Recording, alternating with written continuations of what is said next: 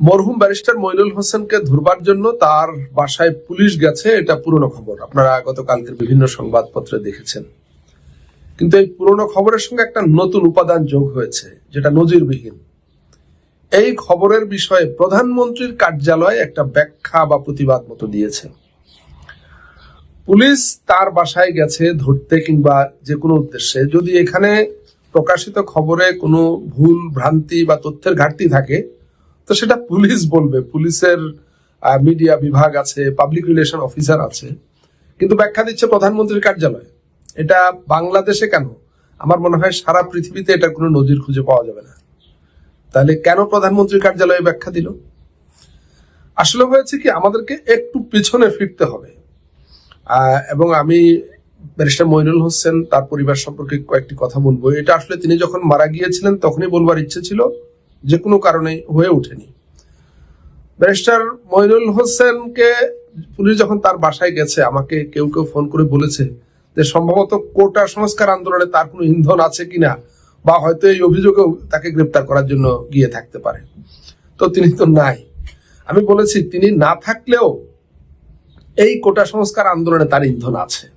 হ্যাঁ, কিভাবে আছে সেই ব্যাখ্যায় আসছি। তার আগে বলি যে ব্যারিস্টার মইনুল হোসেন তাকে যে গ্রেপ্তার করা হয়েছিল এটা তো আমাদের মনে আছে, কিন্তু ব্যারিস্টার মইনুল হোসেন আসলে কে, কেন তাকে গ্রেপ্তার করা হয়েছিল, কি তার অপরাধ, আমাদের এই প্রজন্ম হয়তো সেভাবে জানে না। যারা এখন বাংলাদেশে একটা অভূতপূর্ব নজিরবিহীন এক ছাত্র গণ অভ্যুত্থান ঘটিয়েছে, এই শিক্ষার্থীরা, এই তরুণ কিশোর শিক্ষার্থীরা ব্যারিস্টার মইনুল হোসেন সম্পর্কে তেমন জানবার কথা না। আমি সংক্ষেপে তাদেরকে একটু বলবো, এবং এটা বলতে গেলে তারা বুঝে ফেলবেন যে কেন ৮০ বছরের একজন বৃদ্ধ বাংলাদেশ সৃষ্টির প্রক্রিয়ায় যার বাবার, যার পরিবারের অবদান ছিল, সেই লোককে কেন ৮০ বছর বয়সে জেলে ঢুকানো হলো একটা অজুহাতে ঠুনকো অভিযোগে। সেই গ্রেপ্তার করা, তাকে ওই ৮০ বছর বয়সে জেলে নেওয়ার সঙ্গে এখন এই যে আজকে প্রধানমন্ত্রী কার্যালয় ব্যাখ্যা দিল, এটার একটা খুব গভীর এবং অর্থপূর্ণ সম্পর্ক আছে। ব্যারিস্টার মইনুল হোসেন এবং আনোয়ার হোসেন মঞ্জু, তারা দুই ভাই। দুজনের সঙ্গে আমার ব্যক্তিগত সম্পর্ক খুবই ভালো ছিল। আমি ইত্তেফাকে অনেকদিন কাজ করেছি। ইত্তেফাকে আমি যোগদান করেছিলাম, জনাব আনোয়ার হোসেন মঞ্জু আমাকে নিয়ে গিয়েছিলেন। তাদের বাবা তোফাজ্জল হোসেন মানিক মিয়া দৈনিক ইত্তেফাক বাংলাদেশের দীর্ঘকালের প্রধান সংবাদপত্র, এই দৈনিক ইত্তেফাকের প্রকাশক সম্পাদক ছিলেন। এর আগে সাপ্তাহিক ইত্তেফাক একটা ছিল, সেটার প্রকাশক ছিলেন মাওলানা ভাসানী, কিন্তু দৈনিক ইত্তেফাকের প্রকাশক সম্পাদক তোফাজ্জল হোসেন মানিক মিয়া। এবং তার বিখ্যাত একটা কলাম ছিল, মুসাফিরের কলাম।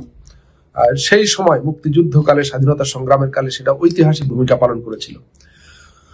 মরহুম শেখ মুজিবুর রহমান সাহেবের, শেখ মুজিবুর রহমান এই যে বড় নেতা হয়ে ওঠা, এই বড় নেতা হওয়া, জনপ্রিয় নেতা হয়ে ওঠার পিছনে দুজন মানুষের প্রধান অবদান। একজন তোফাজ্জল হোসেন মানিক মিয়া, একজন হোসেন শহীদ সোহরাওয়ার্দী। আগের প্রজন্মের মানুষেরা জানেন, আমরাও জানি, আমরা দেখিনি কিন্তু জানি ইতিহাস পড়ে। হোসেন শহীদ সোহরাওয়ার্দী তিনি তো আর এই বাংলায় থাকতেন না, তিনি পাকিস্তানে, তৎকালীন পশ্চিম পাকিস্তানে বেশি থাকতেন। কিন্তু মানিক মিয়া এখানে থাকতেন, এখানে তার ইত্তেফাক অফিস ছিল, শেখ মুজিবুর রহমান সাহেবের বিকল্প অফিস। বহু ঐতিহাসিক পরিস্থিতিতে গুরুত্বপূর্ণ সিদ্ধান্ত গ্রহণের কাজটা মানিক মিয়ার অফিসেই হতো বা হয়েছে, এটা আমরা জেনেছি, শুনেছি। তো সেই মানিক মিয়া, তার দুই ছেলের একজন barrister Moinul Hossain. Barrister Moinul Hossain Bangladesh supreme court আইনজীবী সমিতির সভাপতি ছিলেন। তিনি ব্যারিস্টার, একজন আইনজীবী, এবং ইত্তেফাকের সম্পাদক মন্ডলীর সভাপতি ছিলেন দীর্ঘদিন। ডেইলি নিউ নেশনের সম্পাদক মন্ডলীর সভাপতি ছিলেন, আর তত্ত্বাবধায়ক সরকার উপদেষ্টা ছিলেন। কিন্তু তার অপরাধ, একটা বিরাট ঐতিহাসিক অপরাধ আছে। আমি মনে করি সেই অপরাধেই মূলত ৮০ বছর বয়সে তাকে জেলে যেতে হয়েছিল, অমানবিক পরিস্থিতির মুখোমুখি হতে হয়েছিল। তার সঙ্গে যে আচরণ করেছে, চোর, ছিনতাইকারী, সিধেল চোরদের সঙ্গে এরকম আচরণ করে না, শেখ হাসিনা এটা তার সঙ্গে করেছিল এক ঐতিহাসিক অপরাধের প্রতিশোধ নেওয়ার জন্য। 4 মাসেরও বেশি জেল খেটে তিনি জেলে গিয়েছিলেন 2018 সালের 22 অক্টোবর, এবং 27 জানুয়ারি 2019 সালের 27 জানুয়ারি তিনি মুক্ত হন জামিনের মাধ্যমে। এই হাইকোর্ট, সুপ্রিম কোর্টের বহু বিচারপতি তার হাতে নিয়োগ দেওয়া, তিনি আইন উপদেষ্টা হিসাবে সেটার প্রক্রিয়া করেছিলেন। তার জুনিয়র কিংবা তার সামনে চেয়ারে বসে না, এইরকম বিচারপতির সংখ্যাই এখন বেশি। মানে বলতে গেলে প্রায় সব বিচারপতি ব্যারিস্টার মইনুলের সামনে চেয়ারে বসার যোগ্যতা রাখে না। কিন্তু তিনি 4 মাস জামিন পাননি, 4 মাসেরও পরে জামিন পেয়েছেন। কারণ হলো শেখ হাসিনা। তাকে গ্রেপ্তার করা হয়েছিল একটা ঠুনকো অভিযোগে। বাংলাদেশের এক মহা চরিত্রবতী মহিলা, তিনি তাকে বলেছিলেন যে আপনাকে আমি চরিত্রহীন বলতে চাই, কোন একটা রাজনৈতিক বিতর্কের মধ্যে বলেছিলেন। তো এই কথা বয়স্ক মানুষ বেফাস বলে ফেলেছেন, বলেন নাই যে আপনি চরিত্রহীন, বলেছে আপনাকে আমি চরিত্রহীন বলতে চাই। পরে ব্যারিস্টার মইনুল ব্যাখ্যা দিয়েছেন আমি রাজনৈতিক চরিত্রের কথা বুঝিয়েছি, এখানে ব্যক্তিগত চরিত্রের কথা আমি কেন বলবো। আওয়ামী পান্ডা, তথাকথিত আওয়ামী পান্ডা সাংবাদিকেরা, এরা তো এখন সবকিছু দখল করে আছে। এরা একটা লোক দেখানো আন্দোলন গড়ে তুললো শেখ হাসিনার ইচ্ছায় ব্যারিস্টার মইনুলের বিচার হতে হবে। ওই কথা কেন বললো? তো ব্যারিস্টার মইনুল প্রকাশ্যে একদম প্রেস রিলিজ দিয়ে তিনি দুঃখ প্রকাশ করেছেন যে আমি আসলে তার রাজনৈতিক চরিত্রের কথা বলেছি, তারপরও যদি এটা কোন রকম কেউ কষ্ট পেয়ে থাকে আমি দুঃখ প্রকাশ করছি, ক্ষমা চাচ্ছি। 80 বছরের একজন বৃদ্ধ যার এরকম ব্যাকগ্রাউন্ড, তিনি ওই মহিলার কাছে এইভাবে ক্ষমা চেয়েছেন, কিন্তু ক্ষমা হয়নি তাকে গ্রেপ্তার করিয়ে ছাড়া হয়েছে। এবং বলা হয় যে বাংলাদেশে তথাকথিত মানহানির মামলায় মানে কোন ব্যক্তিকে অ্যারেস্ট করা, এইটা তিনি প্রথম জেলে নিয়ে যাওয়া ব্যারিস্টার, মানে তিনি এটা প্রাপ্য। বাংলাদেশের এইরকম একজন মানুষ মানহানির মামলায় গ্রেপ্তার হয়ে 4 মাস জেলে ছিলেন। ওই মহা চরিত্রবতী মহিলার কথা নাম আমি আর বলছি না। যাই হোক, তো তাকে যে এই জেলে নিল এবং তার সঙ্গে অমানবিক আচরণ করলো, এর ঐতিহাসিক পটভূমিটা হলো, প্রিয় দর্শক, এই প্রজন্মের তোমরা যারা আছো তোমাদেরকে বলি, তোমরা একটা কথা শুনো না যে বাংলাদেশে এখন অঘোষিত বাকশাল কায়েম করা হয়েছে। এটা অঘোষিত বাকশাল, কিন্তু বাংলাদেশে একটা ঘোষিত বাকশাল ছিল। সেটা 1974 সালে একদলীয় পার্লামেন্টে বাংলাদেশ কৃষক শ্রমিক আওয়ামী লীগ নামে একটা বিল পাশ করা হলো, একটা ব্যবস্থা প্রবর্তন করা হলো সংবিধান সংশোধন করে এটা পাশ করা হয়েছে যে বাংলাদেশে একটা মাত্র রাজনৈতিক দল থাকবে, বাকশাল, বাংলাদেশ কৃষক শ্রমিক আওয়ামী লীগ, আর কোনো রাজনৈতিক দল থাকবে না। এবং এই দলের প্রধান হবেন শেখ মুজিবুর রহমান, আমৃত্যু। তাকে সরানোর কোনো ব্যবস্থা, ওই দলের প্রধান পরিবর্তনের কোনো ব্যবস্থা সেখানে রাখা হয়নি। এবং এই দলের যিনি প্রধান, তিনি প্রেসিডেন্ট, বাংলাদেশেরও প্রধান তিনি, এবং তাকে বাংলাদেশের প্রেসিডেন্ট পদ থেকে সরানোর কোনো ব্যবস্থা সেখানে রাখা হয়নি। আপনি তার সঙ্গে দ্বিমত করবেন সেটারও কোনো সুযোগ নাই। এরকম এক ভয়ঙ্কর আইন করা হয়েছিল, আমৃত্যু। তিনি মারা যাওয়ার আগ পর্যন্ত তিনি বাকশালের প্রেসিডেন্ট থাকবেন, দেশেরও প্রেসিডেন্ট থাকবেন। তো এই আইন যখন প্রবর্তন করা হয়, দেশের পরিবেশ এমন ছিল যে এটার বিরুদ্ধে কথা বলা বা এটার সঙ্গে দ্বিমত করা একটা অসম্ভব ব্যাপার। সেই সময় পার্লামেন্টে এমপি ছিলেন ব্যারিস্টার মইনুল হোসেন, আওয়ামী লীগের এমপি ছিলেন, এবং জেনারেল এমএজি ওসমানী, বাংলাদেশের স্বাধীনতা যুদ্ধের সর্বাধিনায়ক। তার নাম শুনো তোমরা এখন, তাকে আড়াল করে ফেলা হয়েছে। মুক্তিযুদ্ধের সর্বাধিনায়কের নাম আমাদের এই জেনারেশন জানে না, আড়াল করে ফেলা হয়েছে। এই দুইজন মানুষ বাকশালের বিরুদ্ধে ভোট দিয়েছিলেন। তারা বাকশালের বিরুদ্ধে ভোট দিয়ে বাকশালের বিরুদ্ধাচারণ করে পার্লামেন্ট থেকে পদত্যাগ করে চলে এসেছেন। এই দুইজন, আর কেউ না। কিন্তু এটা ছিল তাদের ঐতিহাসিক অপরাধ। সেই বাকশালের একদলীয় শাসন ব্যবস্থার পরিণতিতেই কিন্তু পরবর্তীতে অনেক মর্মান্তিক ঘটনা ঘটেছে, সে আলোচনা আজকে না করি।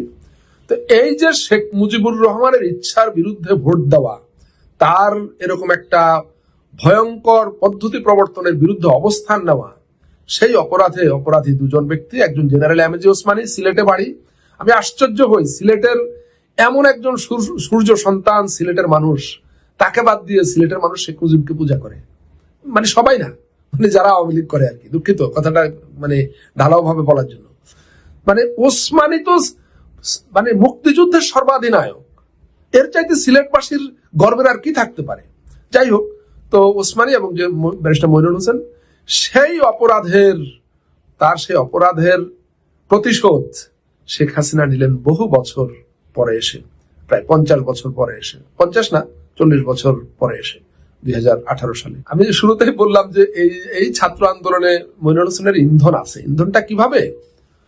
বাংলাদেশে যখন গত 15 বছর ধরে সেই অঘোষিত বাকশাল কায়েম হয়, মানুষের অধিকার হরণ করা হয়, এটাকে একটা অবরুদ্ধ জনপদে তো মানে পরিণত করার প্রক্রিয়া চলে, সিনিয়র সিটিজেনদের মধ্যে খুব কম মানুষ কথা বলেছেন। যারা কথা বলেছেন, প্রতিবাদ করেছেন, সোচ্চার হয়েছেন, তার মধ্যে ব্যারিস্টার মইনুল হোসেন অগ্রভাগে ছিলেন। এই বৃদ্ধ বয়সেও তিনি মানুষকে সতর্ক করবার জন্য, প্রতিবাদ জারি রাখবার জন্য তিনি টেলিভিশনের টক শোতে অল্প বয়সী ছেলে মেয়েদের সঙ্গে তিনি পার্টিসিপেট করতেন। এমন না যে তার মিডিয়া ক্রেজ ছিল, তিনি তাগিদ থেকে এগুলো করতেন। এই যে আমরা যারা আজ এখন মানুষের অধিকারের পক্ষে একটু আধটু কথা বলি, আমাদের ইন্সপিরেশন তিনি অন্যতম ইন্সপিরেশন। তার কাছ থেকে পেয়েছি এই যে তেজ, এই যে প্রতিবাদী একটা সত্তা, তিনি আমাদেরকে শিখিয়েছেন। আমি বিশ্বাস করি এই প্রজন্ম ব্যারিস্টার মইনুল হোসেন সম্পর্কে তেমন কিছু না জানলেও এই যে তার একটা প্রতিবাদী ভূমিকা মানুষের অধিকারের পক্ষে, মানুষের অধিকার হরণের বিপক্ষে, আমাদের মাধ্যমে আরো যারা কথা বলি আমরা অনেকেই তার দ্বারা ইনফ্লুয়েন্স, তার দ্বারা প্রভাবিত, এবং সেই প্রভাব আলটিমেটলি তো এই প্রজন্মের কাছে সেটা ট্রান্সফার হচ্ছে, লিঙ্কড হচ্ছে, এবং সেই সূত্রে এই আন্দোলনের তিনি একজন ইন্ধনদাতা বটে।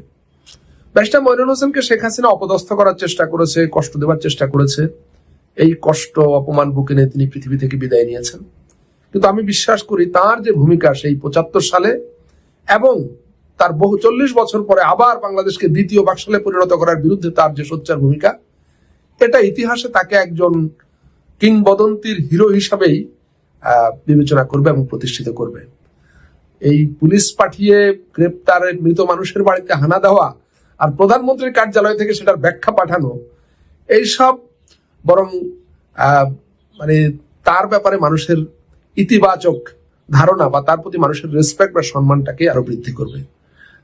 তিনি চলে গেছেন এই দুনিয়া থেকে, কিন্তু তিনি আমাদের সামনে একজন আদর্শ, একজন মডেল হিসেবেই বেঁচে থাকবেন। আর যারা তাকে কষ্ট দেওয়ার চেষ্টা করেছে, তাকে অপমান অপদস্থ করেছে এই বৃদ্ধ বয়সে, তাদের পরিণতি জীবিত অবস্থায় যে কি সেটা আমরা এখন দেখতে পাচ্ছি, কতটা জনঘৃণা তাদের প্রতি, এবং সামনে এটা বাড়বে বই, কমবে না।